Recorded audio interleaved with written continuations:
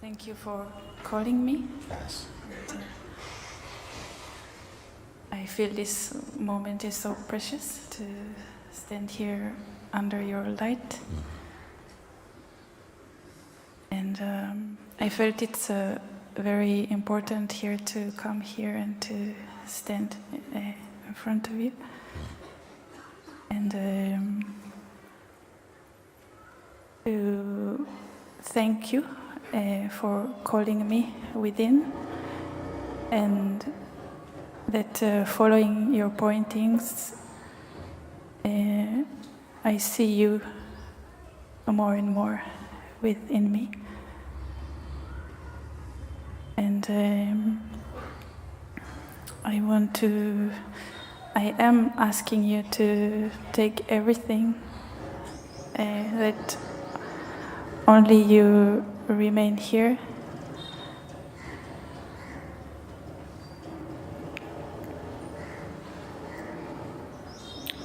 Yes. In the guidance which was offered yesterday, and in fact for the past 5 days or so, and a very unusual thing has been manifesting.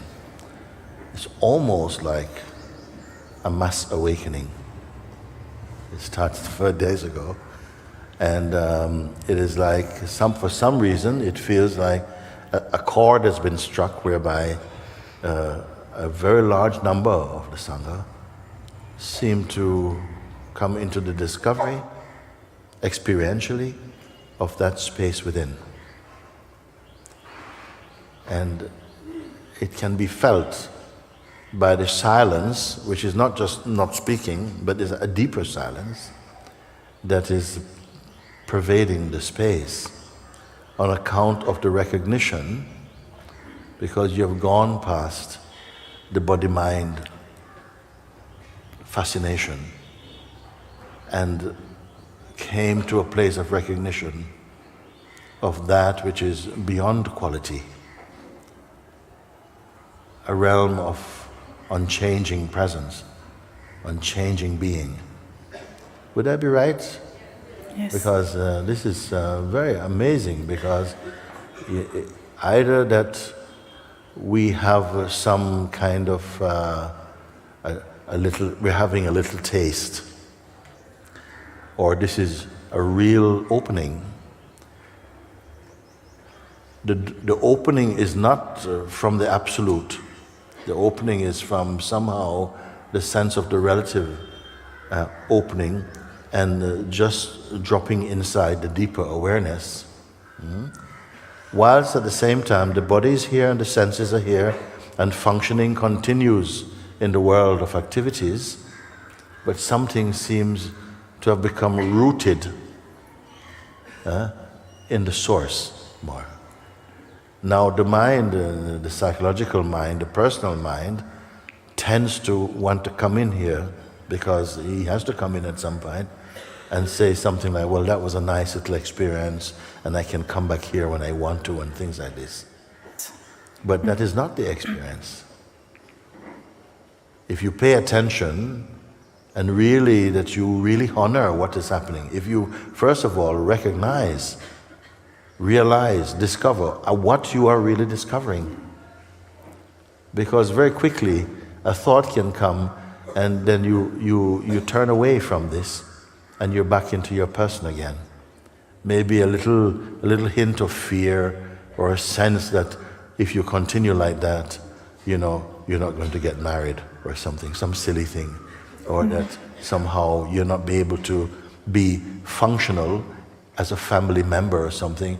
Little thoughts, imagined to be enormous, may come, and you will forfeit this most sought after state. In all religions and all spiritual disciplines are hunting for this, they are searching for this space, which by grace you are experiencing so effortlessly, and perhaps so effortlessly also disregarding it, like missing the obvious.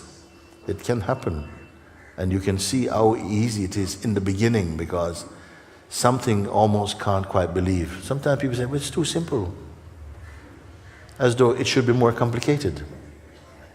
And because it's so simple, I can't quite accept, I don't believe it's really real. Or the other side, which is like, it's too hard. You see, if you let the mind in, you may find that quickly, again, like in previous times, some distraction happens and you postpone, you avoid, you escape. You who? The sense of the person. Yes. That has 1 foot, first it was 2 feet in one world of the person. Now it has like 1 foot in the state of presence and 1 foot in the state of the person. Yes, it feels like still the mind has like a free ticket, but and then there is the power of I think you say discernment, like to see, okay, this is not me, and this is still going on. Well, it is, in a sense, it has become your business. If you're interested in it, then you're supplying life and power to it. So if you have done that, then in a sense you are supporting its existence. Yes. You see? And then you say, well, that's not really me. But you are sponsoring the mind, the psychological mind, the egoic mind, because perhaps we have something you want from it. And you feel that is really worth it. But you must remember, everything in the phenomenal world, which means everything that appears and disappears, which is not consistent, everything comes and goes and is somehow subject to time, is not lasting. So it's almost as though we have an idea in the mind that something that you will get from the world will be everlasting. Because we love fantasy also. And maybe you believe it hasn't worked for anybody else, but maybe for me it will be different. Maybe I will love something so much that will be forever and ever and ever the same. We court these type of thoughts. And can love happen? Of course, why not? This whole thing is about love and love. But not necessarily a love story. And you say this discernment in you actually is the functioning of your sanity, to look and say, but that is only a feeling. How many feelings we have had and felt, yes, I would love to just press pause on this feeling so I can have it around for a long time. But you would not enjoy it. You see. We don't want to argue about this. I only say to you that come a little bit, leave these things for a moment. You can get them back. I don't want. And come to that place which is unoccupied, meaning that it's zero, empty. Come to the emptiness, because nobody has done it. Nobody does it. In the world, it is not regarded as a viable place or state to come to the state of total emptiness. I mean, it is perceived that it's not productive. You're a dropout, or you're wasting your life, and who wants nothing? You have to want something. So it is not appealing in the human kingdom, the concept of becoming empty. You see? And yet so many beings say, I want to be free, I want to be truly who I am. So I said, for one moment, leave all the things that you presently are preoccupied with for a moment, because they create confusion and complexity in your field of perception. So leave them for a moment, just sweep everything aside. And now let's take a look from ground zero. Let's look from here first. So it has been found that this is not a difficult exercise. Everyone has just been able to just leave something for now. But first they had a trust, you must have had a trust that you're not being tricked. Okay. This can also be something that causes people to hesitate. They think, if I'm really empty, I'll be vulnerable. But, well, I don't know what to say there. Have you been taken advantage since you've been here? No. No. So like this, you say, okay, leave everything aside, even my ideas about, enlightenment and, and past and, all my desires and so on for the future and all, whatever. I leave everything now, everything, including my self-image, any self-image. And you come to what? So let's take a few moments just to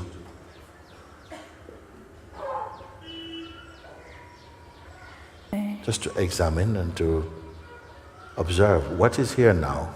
What is this that is here? Is there anything here?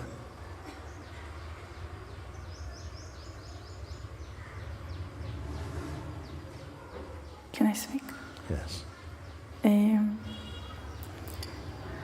So there is the feeling of the body. Yes. But this, it's okay, I don't feel it's troubling me.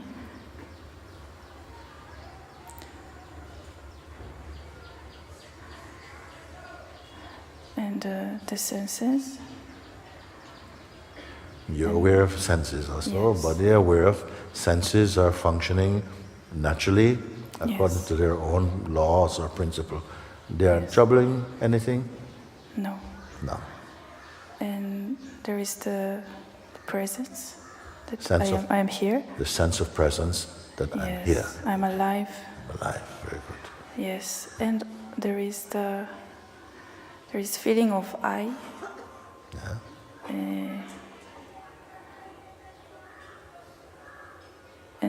And this one is not. I don't like it. Who don't like it?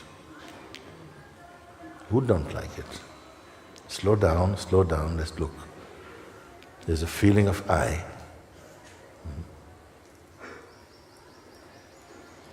Does this I have any content?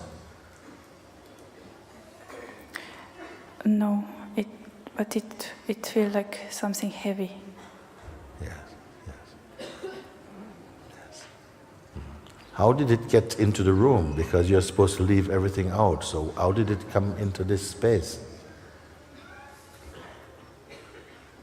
Okay, it is here. Yes, I don't know like how it can still Okay. come.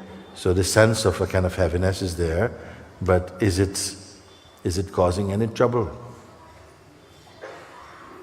Yes. Yes. How? And to whom?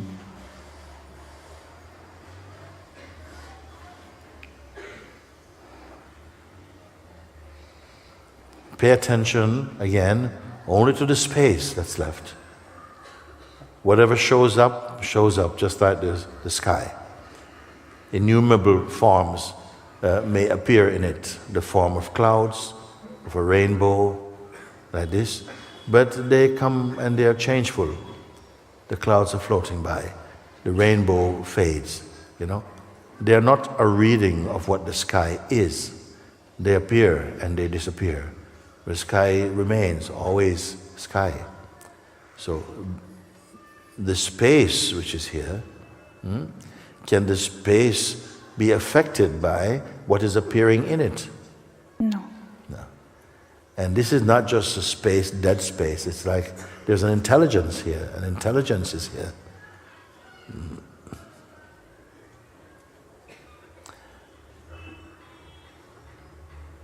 Some intelligent principle seem to be perceiving, that generates the power to perceive in order to say, now there's something here at this. And then you say, I don't like it.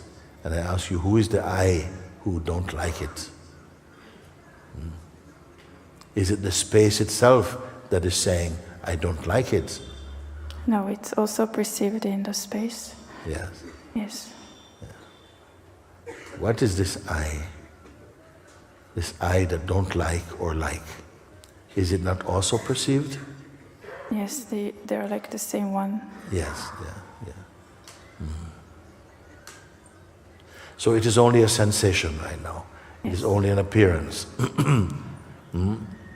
Yes. Okay. So don't stick to it or let it stick to you. It's only a sensation. You remain as you are, like that. So what is here now then? Is any feeling of unhappiness, is there? No. Or of pressure? No. A pressure to become something or to justify your existence in some way? No. No.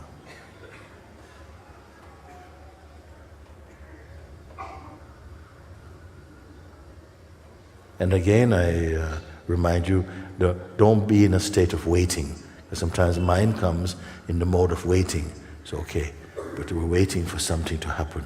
You know? So don't touch this thought. If you touch it, it will trouble you. You're not waiting, you simply are. I am. Not waiting. Even the sense I am is perceived itself.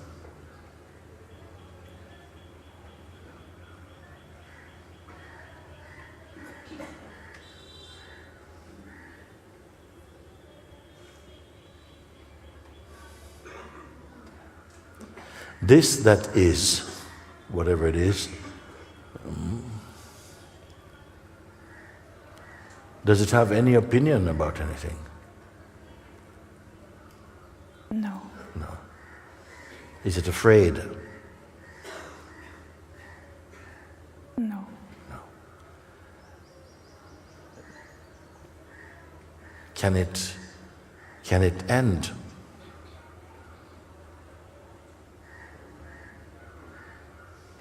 I don't know. I don't know. Well, look, because you can know. Look, just look in your beingness and see, is this that is here, is it merely a feeling? Because if it is only a feeling, the feeling can happen, the feeling can stop, it can change, it can disappear. Is it a feeling? No.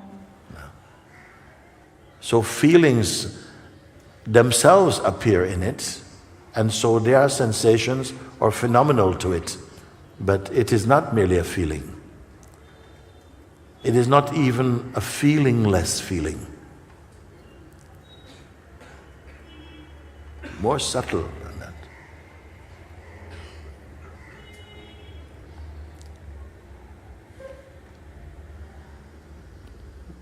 Can it begin? Did it begin? Can you answer a question like that? I don't know. It's To begin, what must be necessary for something to begin? for me to be here to see it starting. Yes.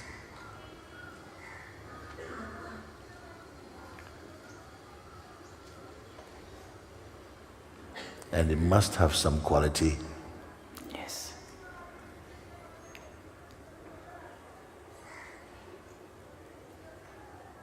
Can it die?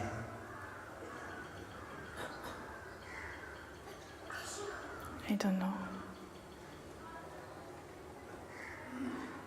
It's like I cannot report anything about me, Yes. You being what?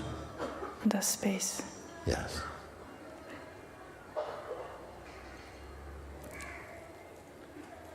Can space become no space? Can it No. die? Can it suffer?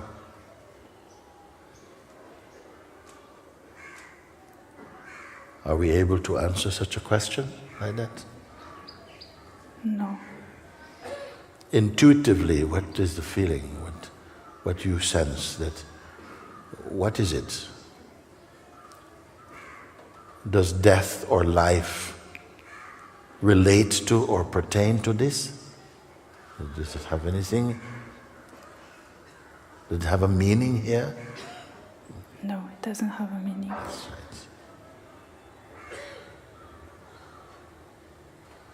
Things are existing in their meanings.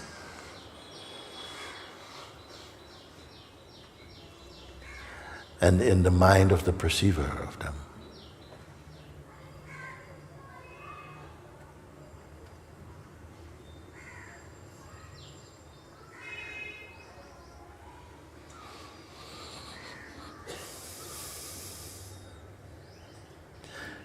You're here.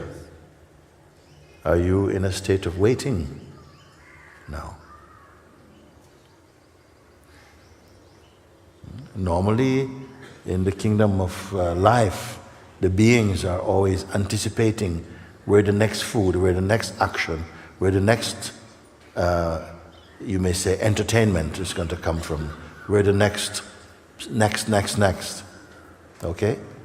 So rarely is it that we can be experiencing consciousness or in the waking state and we are not thinking about next.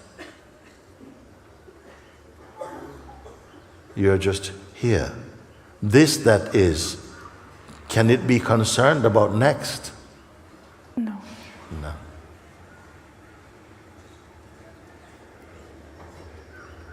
So therefore,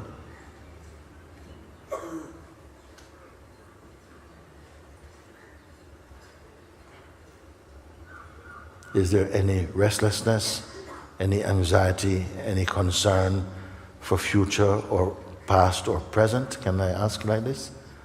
No. There is none. This state, whatever it is it a strange discovery? Is it a disappointing discovery for you? No. It's beautiful. It's beautiful.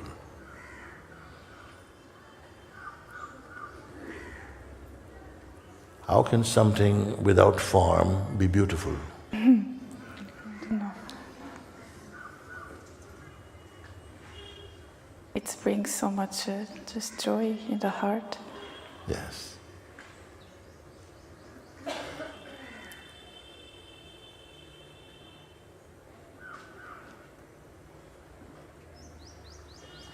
Just in being, there is joy in the heart.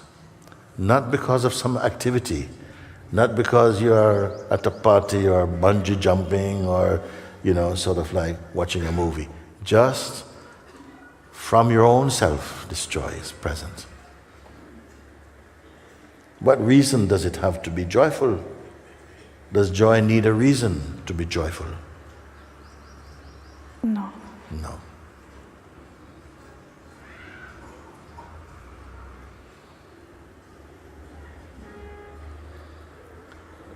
Now, I'm going to ask another question now. Can this again, whatever it is, can it go away or can it fade? I'm asking this question to it, to this room. Can it fade? No. No. Can it be lost? No. It just can get, like if the attention is going away, it can be clouded, but it's here. Yes. Can we look at this, what she say? If the attention looks away, can the attention look to some place where this is not? No. Okay. So even attention, and if attention drifts off, and normally whatever attention contacts, it is being registered as experience. But even the attention is also perceived to the extent that we can say, my attention is very restless at the moment. So something is not the attention, but perceives the attention. Something can say, my attention keeps jumping about. What watches and gives the report about attention? Where does this report come from? Again, it must be from some intelligent principle that is not caught. It is not the object of the attention. Yes.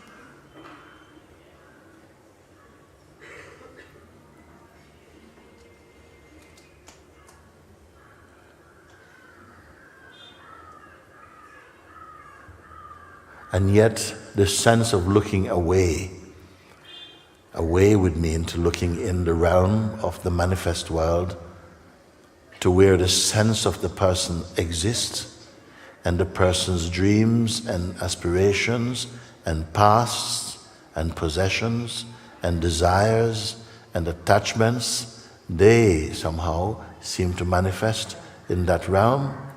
If the attention goes from this pure space to that, it is as though the attention and the identity is pulled up into that space again.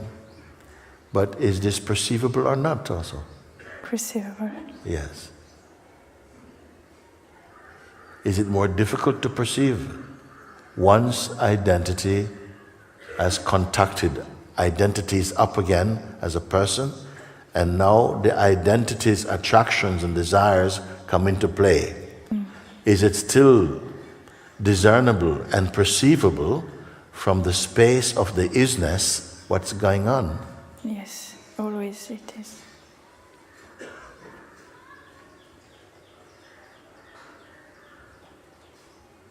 But like something is can identify for a while, and then there is something reminding within your notice, and Yes. and then it's dropping. Yes. Knowing this that is, does it make whatever is happening in the experiential realm of names and forms and times, does it make that realm kind of like a waste of time? Does it? Sometimes yes, sometimes not. It's okay like this. Yes, I feel. You are the boss here. Because what happened is, sometimes people say, well, the world is completely meaningless, it's a lot of rubbish. No, that's not the right attitude, in fact. Because you're here too. Yes. You're here in your dynamic being and your dynamic aspect. You're also this. If it didn't matter, why did those who were awakened to the self still come to serve in this realm of changefulness? And spoke to beings and say, no, avoid this and to be the... Why would they bother if it didn't? It was all just illusion. What's the point? I've found the real now. Okay, we can flush the unreal. Did they take this attitude? Not at all. In fact, they emanated great love and compassion and understanding in the realm of phenomenality. Why? Because it feels like everything is real. Yes. Everything is real. Just everything, one phenomenality is the temporary expression of the real. It's like the changeful expression of the real. Yes. Like we see you everywhere, and then it's beautiful.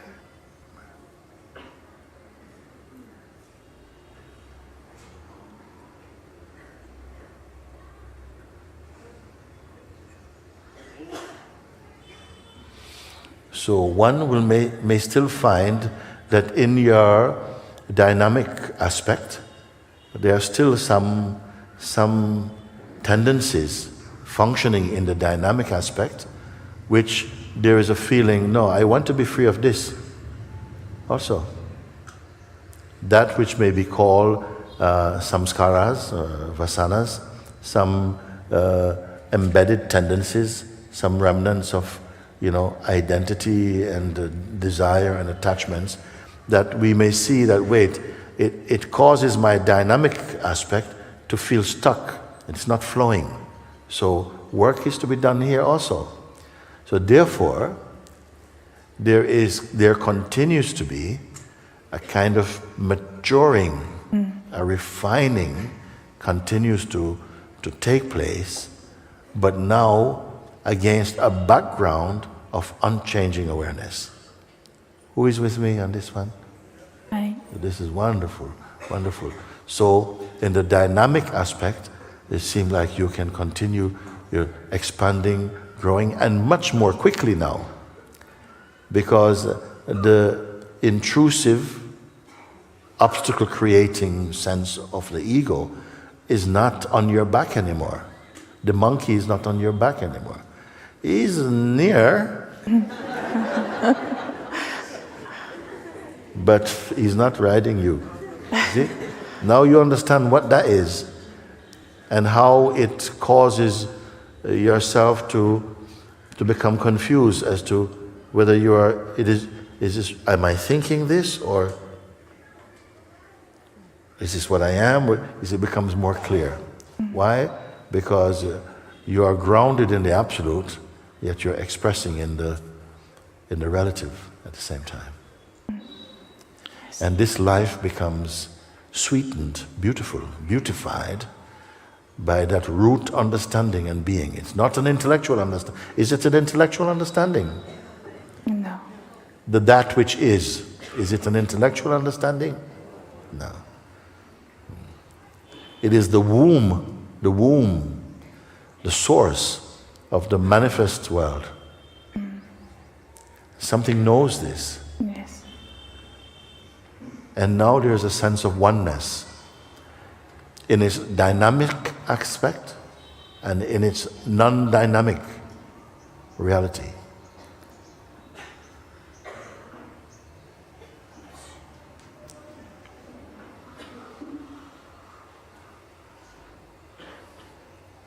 So are you an entity that is moving between the dynamic and the non-dynamic? And this, I'm also this, but I'm also perceiving this. This is why I say, you are life, and at the same time, life is being perceived in you. Yes. You are the life itself. At the same time, the witnessing of life is occurring to you as the absolute awareness.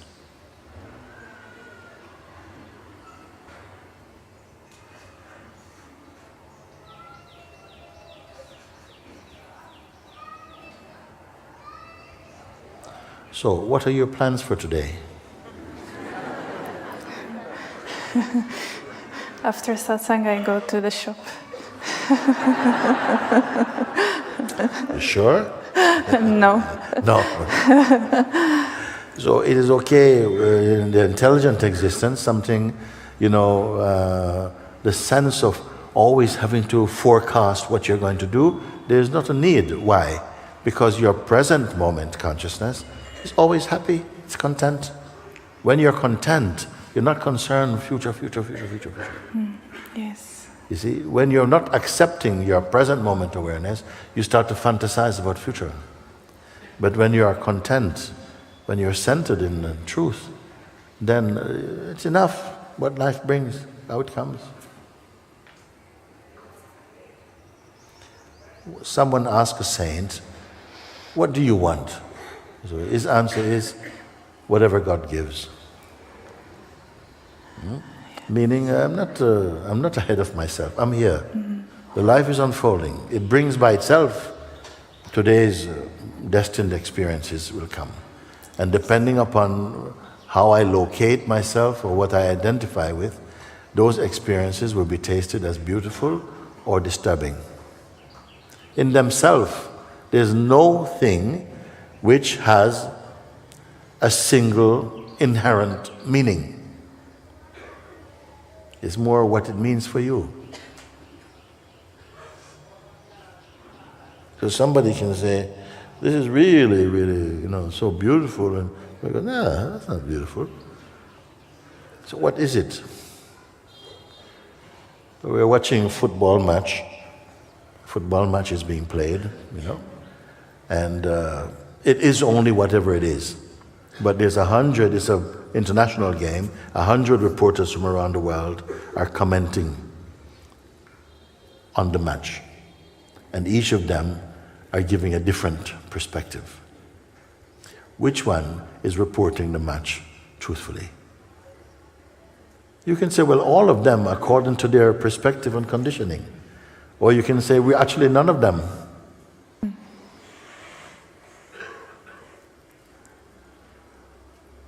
Because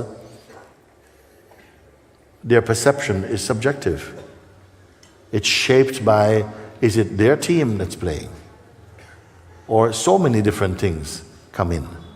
Their own experience and tendencies and so on will creep in to flavor the report and so on. So it's like that for everyone. In the phenomenal. But now, having discovered that which is not subject to phenomenal influences, and being aware that that is your unchanging ground. That is what you are. Dynamic, yes, it is what you become. You are and becoming and so on. But there's a deep intelligence functioning here also that doesn't take it all so seriously. It can use all concepts, but it knows not to lock them as though they are eternal facts. If you don't lock or close up your concepts, then you can look at all of them. They will not disturb you.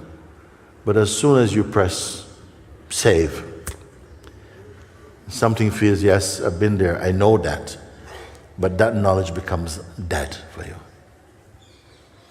So it's not knowledge by itself, but a kind of knowingness. Knowingness is alive. Knowledge tends to freeze things and make them appear as though they are solid and unchangeable. And the scientific world knows this, what I'm speaking, very well. Somebody comes along and says, blah, blah, blah, blah, this is what this is. And another one comes and says, no, actually, you look at around this, it doesn't exist from here, so that cannot be absolute. And like this. And the life is showing. You are trying to make what is changeful by nature, what is relative, appear to be absolute. And why you want to do this? Because there's a yearning inside for rest.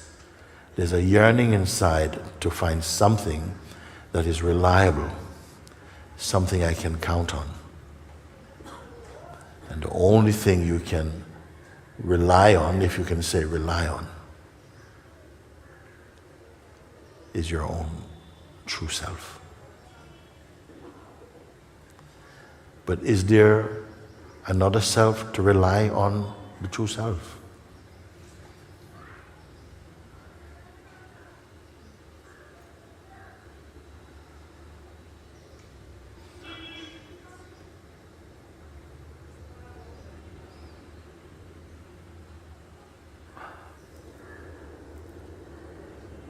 If I say to you, is this real for you, or is it just intellectual? It's very real. Yes.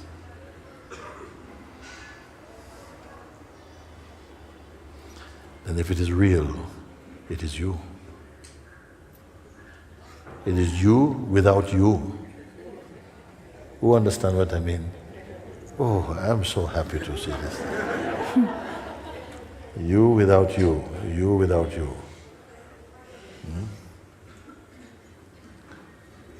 Ramana Maharshi, he spoke and he says, the I removes the I, yet remains the I. The paradox of self-realization. It's what is he speaking about?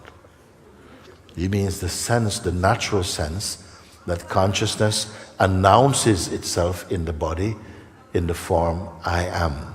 That I, because all beings relate and refer to themselves as I.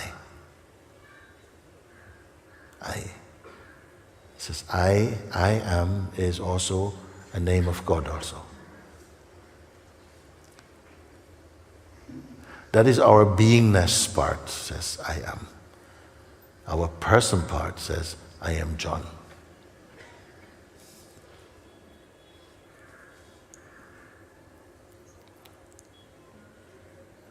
The I am, which is pure, it is not a person, it is not male or female, it has no particular religion, has no belief system.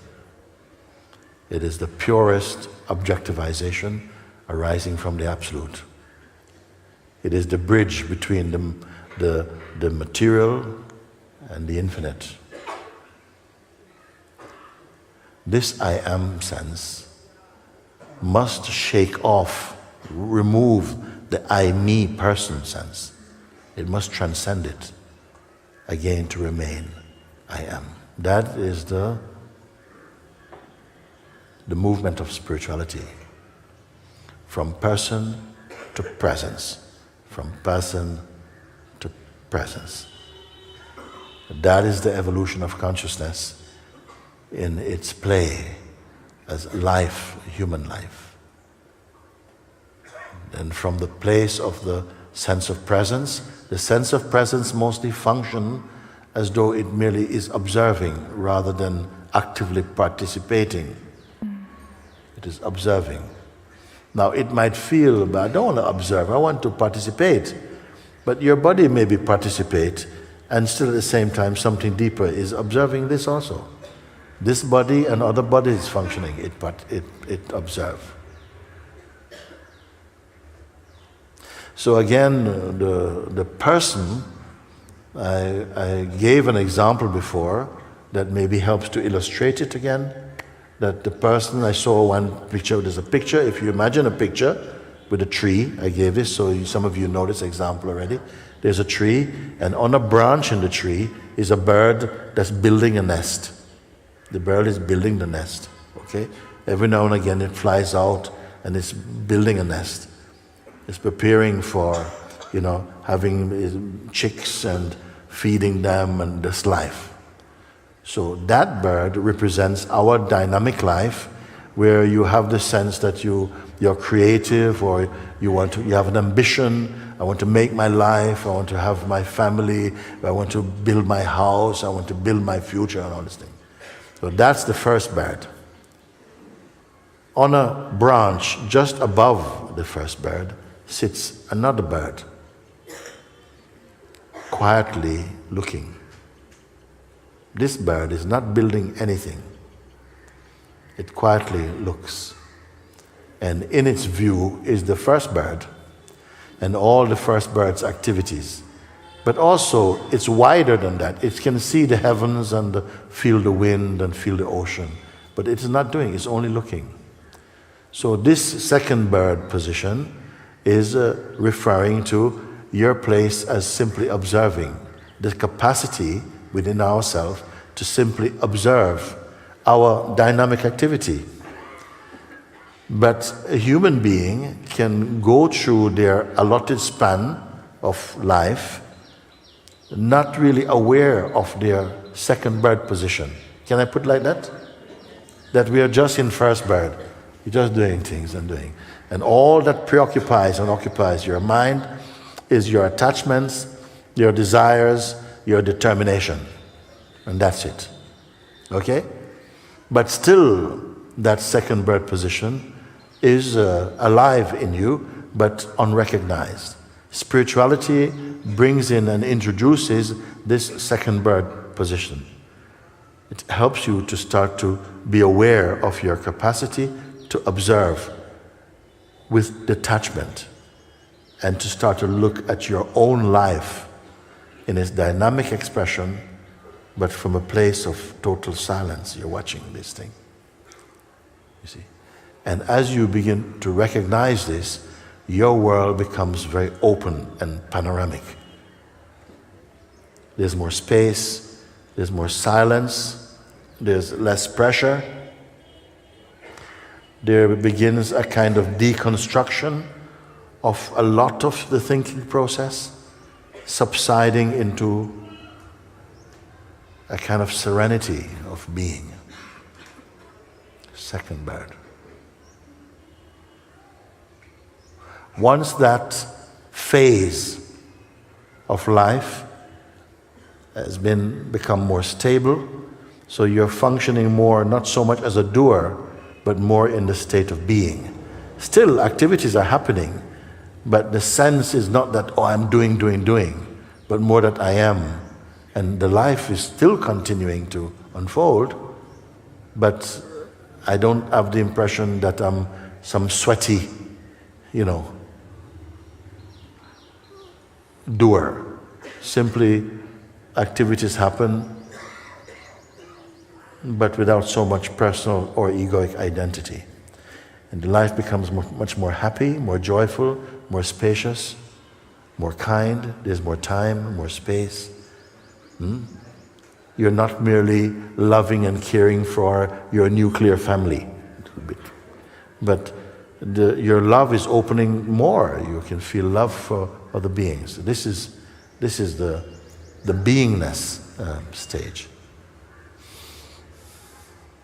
Gradually, for some beings, even this beingness state, this beautiful state of being, gradually begins to show that it itself is phenomenal also, to a deeper seeing.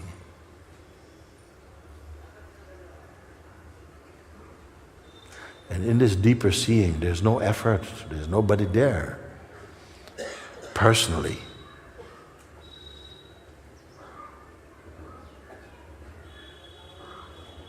There's only a kind of that which isness that is there. And these beings become awake, or they recognize that they themselves are one with that which isness.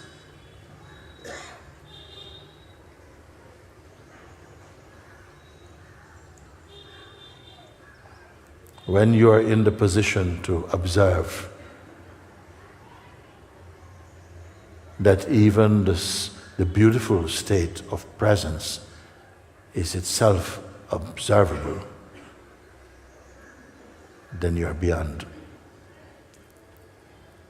You're in the realm of the unnameable, the infinite, the immortal, the timeless, the limitless.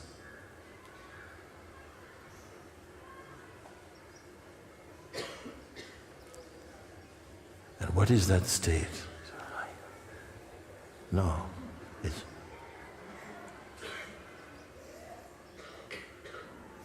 the most subtle.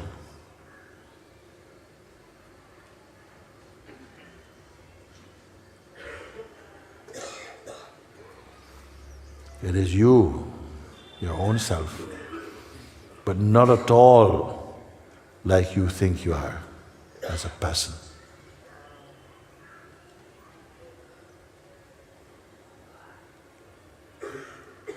I don't know if I'm taking a risk to talk about these things so early, but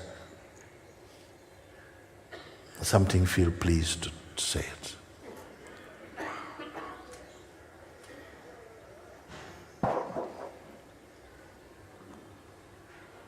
Yes.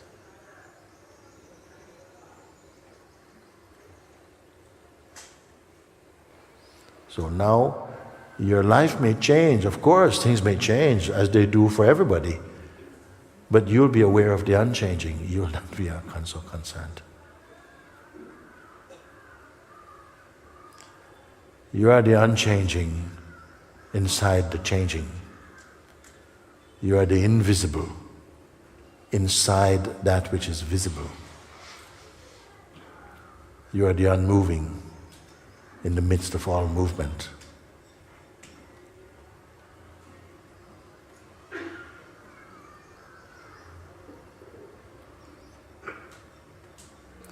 You are absolutely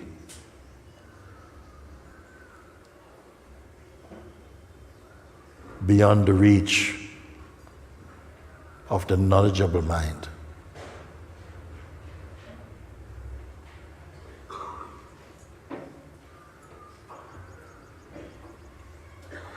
You are the unknowing, the unknowable inside the seeming knowable.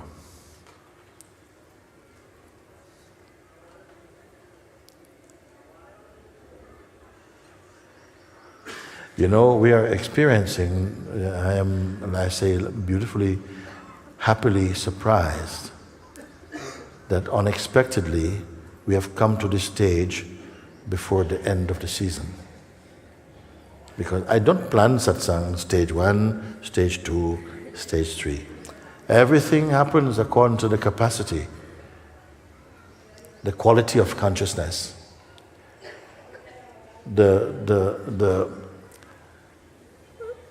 whether you are receptive in that way rather than argumentative, that something can go through, that you are allowed or you allow yourself to go through into the very heart of being. But mind, the psychological mind is still somehow employable.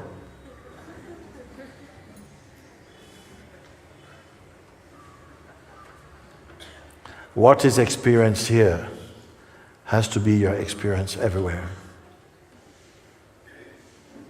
It must be the same on Saturday and Sunday and Monday and Tuesday and Wednesday and Thursday and Friday and Saturday, and this week and next month and next year and 10 years and 20 years, 1,000 years. And yet, though it is constant and ever the same, and also changeful in its expression, you are never stale. Always fresh. Even this word is not enough to speak of.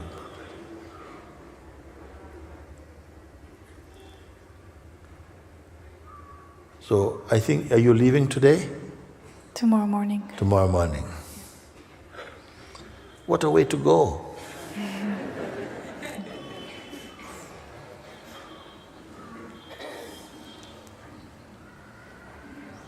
Going but not going. Many people understand this kind of paradox now. I'm leaving but not leaving. I'm talking but not talking. I'm knowing but not knowing.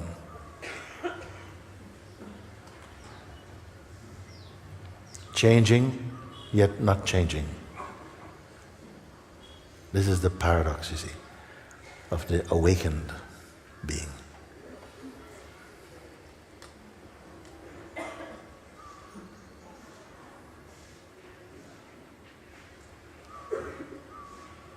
Thank you for answering all the prayers, Guruji. And my head is at your feet. I love you so much. Yes. Love you, love you, love you, love you.